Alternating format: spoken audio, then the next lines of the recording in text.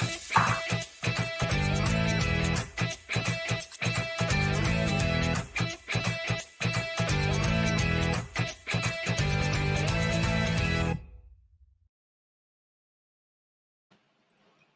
everyone, this is Nikki, you also known as Faces Trader, and you're watching the Awesome 10X channel.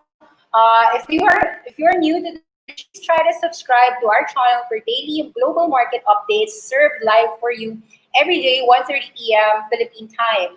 So it's just there for your before your market day opens.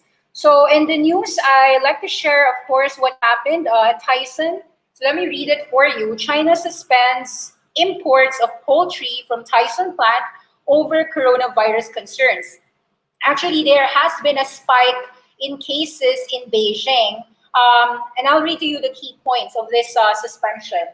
The General Administration of Customs said on its website it had decided to suspend Tyson after a confirmed cluster of coronavirus cases at the plant, which is located in Springdale, Arkansas.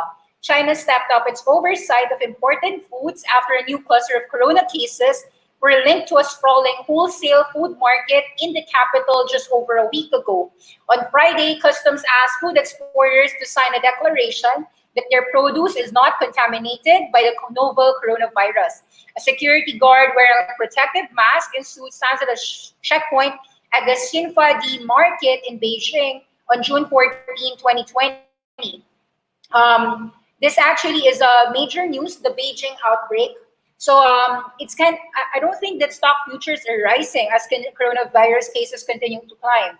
Or even if it is, whether it's rise or fall, it tells you that volatility is coming into the market with extended valuations. Let me read to you first the news about Tyson. China Customs authorities said that they are stopping the imports of Tyson plant. For those who aren't aware, it's China is importing about $500 million worth of goods from Tyson, from pork, chicken, beef. Beijing right now began testing meat, seafood, and fresh produce from the coronavirus last week, and some ports were opening all containers of meat to carry out coronavirus tests. Imports of U.S. poultry have surged since China ended an almost 5-year ban on the trade in November 2019. That news, of course, is a bit bad for Tyson. We're going to discuss the charts later. Another news, of course, is that let me read the news on Razer. Actually, this one. So SEA, Southeast Asian Invitational to prepare top esports players for the next Southeast Asian Games.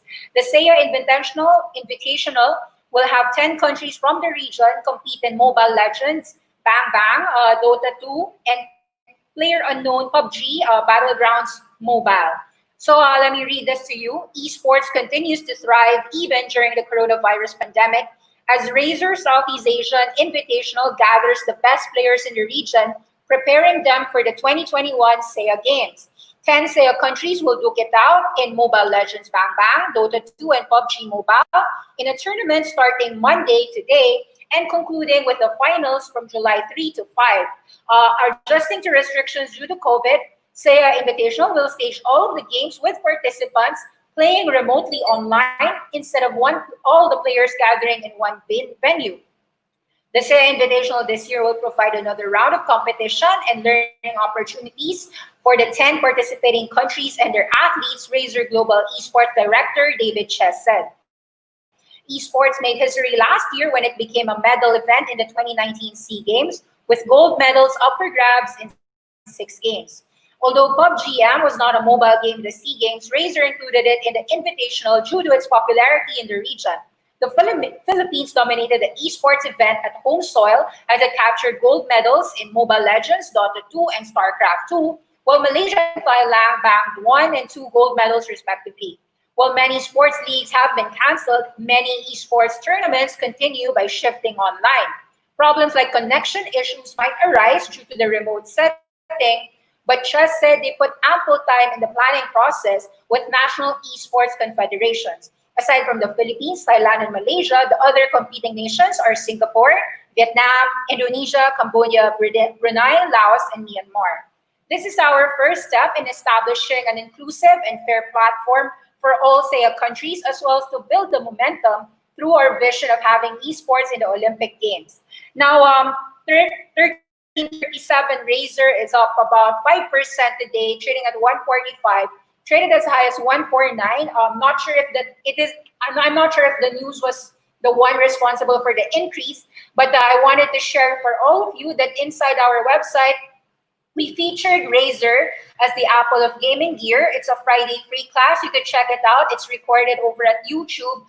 You can actually check whether you want to put Razer in your portfolio, just like we like it in our awesome 10x portfolios.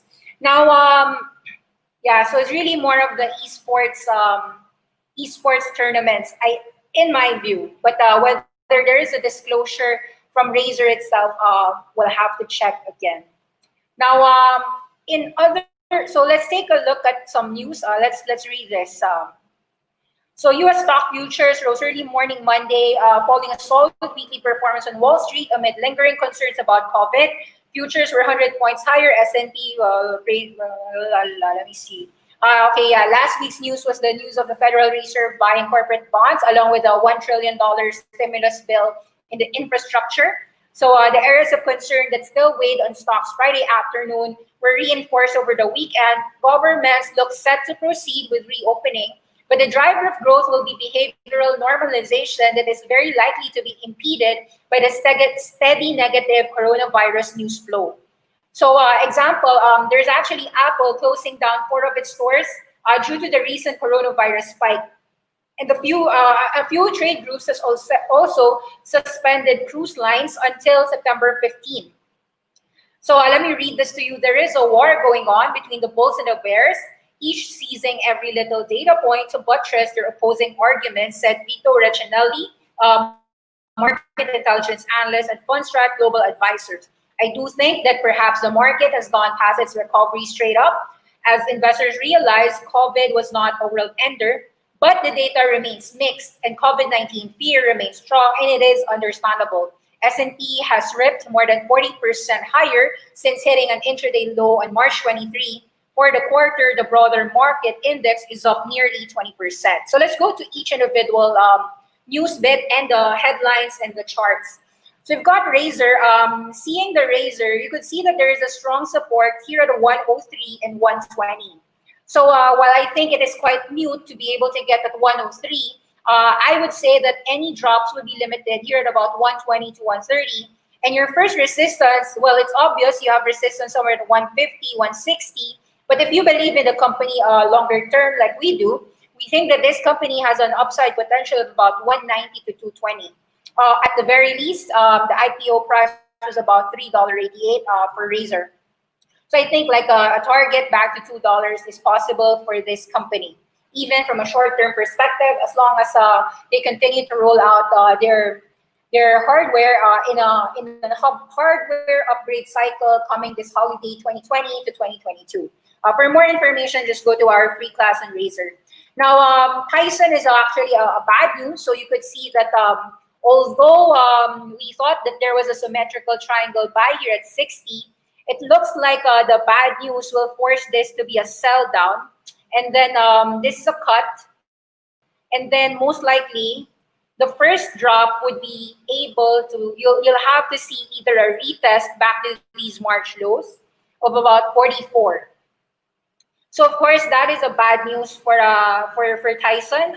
Shutting down not shutting down, but basically it's a problem that they are not able to export to China, given China is a big client. And of course, if the meat processing is a bit, if there is found a correlation between meat processing and asymptotic processors in the meat processing plant, it could lead to a lot of people shifting more of their food diet with less meat, less pork, and more vegetables. So actually, that was the reason why during the COVID pandemic, Beyond Meat and a lot of plant-based companies have really risen. You could see that from the earnings standpoint, after Beyond Meat surprised on the upside, that was a 50% move from 90 to 135 based on the news that Beyond Meat, the products were selling very well during the COVID pandemic due to the fact that, of course, meat processing plants, there is a problem in Tyson's processing plants. Around 13% of their factory workers are actually COVID positive, and some of them are asymptomatic. So that is scaring some people in eating meat. Whether that scare will, whether if you eat meat, if you will contract COVID, if the processing had been tested positive, I don't know really if you could transmit COVID virus from eating meat. I really don't know, but it's leading to a scare, a temporary short-term scare for Tyson Foods. You could read more about it. China suspends poultry imports from Arkansas facility following outbreak. And I think what's important for you to know is the Xinfadi market. There is an outbreak, the Xinfadi market. There is a beef and lamb trading hall. So COVID-19 in Beijing, June 14, 2020, inside Xinfadi, biggest wholesale market. So Beijingers, just let me read it to you. Just when Beijingers thought they could finally take a breath and get their normal lives back on track, a new spike in coronavirus cases has emerged. For nearly 2 months, the Chinese capital, with over 21 million people, didn't record a single local case of deadly virus transmission. However, in just 2 days, 42 new infections were confirmed, all of which were linked to a wholesale agriculture market called Xinfadi. The market was immediately closed after the virus was detected. Xinfadi is not. I hope I'm saying the right word in reading it. If I'm fucking up the reading it, I'm sorry for my pronunciation. Xinfadi is not just any wholesale market in Beijing. It is the market. It has the highest sales volume of any wholesale agricultural market in Asia, based on the introduction on Xinfadi's official website. Actually, I think the news was saying that it's a huge market, like 251 American football fields. So that's really huge. That's 1,120,000 square meters. Xinfadi market makes up about 80% of Beijing's entire farm produce supply. Every day, 18,000 tons of veggies and 20,000 fruits are traded here. Many say if Xinfadi coughs, China's food market shakes. So police are guarding the entrance of the closed Xinfadi market in Beijing, China. When SARS struck Beijing in spring 2003, then acting Mayor Wang Qishan, now China's vice president, rushed to Xinfadi after learning about the soaring grocery shortages and price gouging. At the scene, Wang stressed that the supply of daily necessities, including rice, meat, vegetables, must meet the demand of Beijing locals. 17 years on, Xinfadi has led the country in sales volume of agricultural products. Sales volume hit $18.6 billion, and thousands of people visit the market on a daily basis. People who are running back and forth in Xinfadi market could be the sources, said Wu Zhonyou, chief epidemiologist at the Chinese Center for Disease Control and Prevention. Another possibility is seafood and other meat products imported from other countries or places bringing the virus into the market. The produce could have been contaminated by the coronavirus before they arrived at the market, infecting the staff and customers.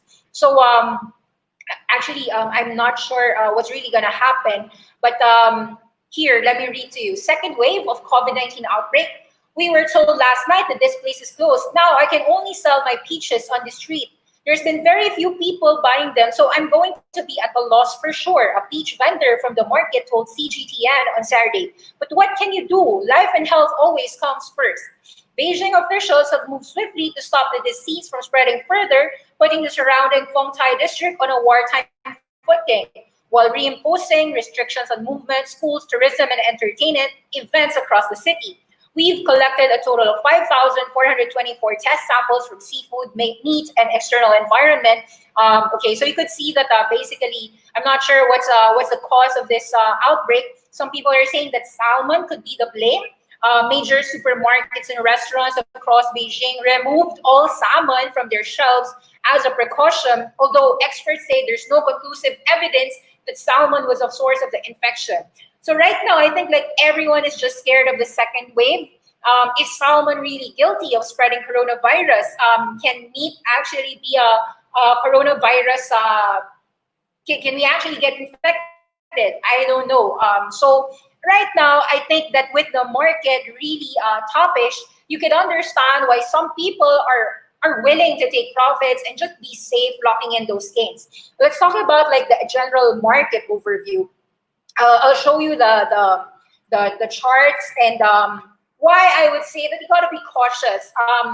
I like a lot of companies long term, but I've been telling people that you know even if stocks are shaking off second wave virus fears, I think that you have to be prudent. You have to understand that your portfolio has to have balance. You don't want to be overly bullish. You don't want to be overly bearish either. So as you could see, a lot of companies continued strongly. You've got the esports names doing well. It doesn't mean that I don't like them. I actually like Huya. For instance, we put a buy here at 16, put a buy here at 17. Now it's at 20, it could go 21, or it could go 27. I really like the company long term. But I think there is a point that you have to also scale out, especially not just with so you could see Huya is there, like very strong moves. Your Doyu, we made some buys at about 780, about and it also rallied back at the 9. Now it's at 12, nearing 12. These are about 50% moves. Now, of course, we like Spotify. As you can see, we said that about 240, that would be our short-term target. Some people who got in at about 180, 190 could be taking profits here at about 240 or 237. It doesn't mean that Spotify will go back down 20% to 180 or 190. Or even if it does, you want to be buying at the drops, like if it goes back to 191. However, it's understandable why a lot of people, given the second wave virus spikes in Beijing, could actually be an impetus for them to actually, hey, can I take profits first? There's nothing wrong. It's really about your weight. Of course, we saw Roku also advance. Some of us actually sold here at about 130. It could go to 140 or 150. It could even go down to 110. So really, what I'm doing is, if it goes back to 110, I'm going to buy back. And still, I'm going to have a lot of position that's holding on Roku, even if it could fall, because I really view that, long term, it could go higher. So you have to really have a mixture that you have some weight, you are holding a core position, maybe a 15% weight, you go it down, lower it down to about 10% or 5% weight of your portfolio, such that you have, let's assume you have about 90% weight exposure in stocks. You might want to lower it down to about 35 or 50%, just so that you are flexible. If the market falls, you could actually buy. So example, okay, I'm not saying that Fastly or Datadog would fall, but these spikes from even if you bought at about 27 during the earnings call that really surprised, this is already a 100%.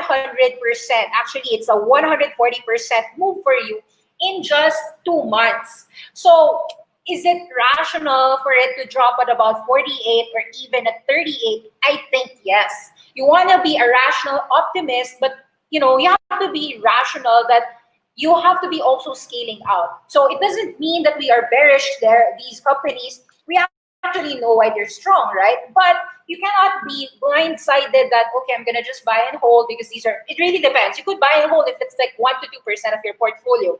But if these are like 25%, or for some people, they probably have 40 or 50% of their portfolio, you want to actually be adjusting your sizes so that on any drops, you're not actually going to be giving back all of your gains in the market. That's really all.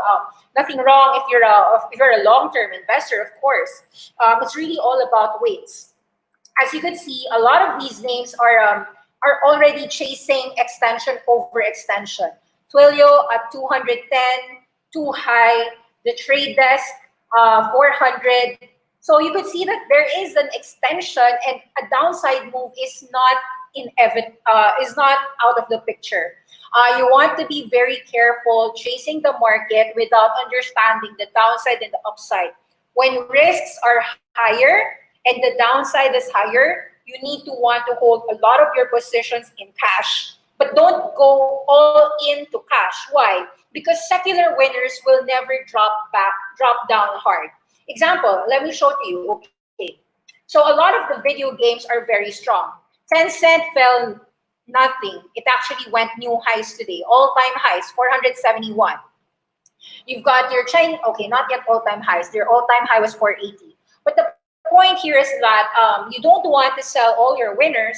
You just want to really have a balance because if you are believing that the secular trends of the stocks that you own are gonna be strong for the next 3 to 5 years, of course it's normal that you're gonna hold on to them. But you just really have to understand that those valuations may be priced for perfection. Not saying that Tencent is gonna fall, just that actually Tencent is not a price to perfection. There are other names that are price to perfection. You just really want to be careful chasing it at any price. Yeah, so like you just have to have trail. Many people ask, what is the meaning of trail? A trail stop means that, example, if you hold companies like e-commerce winners, example, Shopify. So Shopify, you might need to wait. What does a trail stop mean? A trail stop means that you are scaling out. You are scaling out such that at 880, let's say it goes down to 840 or 800, you are stopped out. You're locking in gains. Some of you would lock in either at the drop or just scale out as it advances. So I personally prefer scaling out as it advances, even if I miss another 40-50% upside. That really happens. Like let's say you sold early somewhere here at about 680 or even here at about 705, 750. Even if you miss out on the next moves, you want to actually wait for your entry. And if not, that's the reason why you have to have a core position. So like a 20% position would have probably became a 40% position because it went 100% up or 200% up. More so if you were investing in Shopify 5 years ago when it was just trading at about $20. So the point here is that it's really a matter of how much weight do you continue to hold. It's really just a percentage weight. Same for C Limited, it's a percentage weight. It went from 10 to 100. Doesn't mean that it's not gonna. It doesn't mean that it's gonna stop rising. But you want to be careful.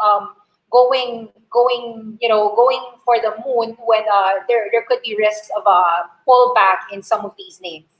So okay, guys, that's it. Thank you, and hopefully see you again tomorrow. Stay safe. Bye bye.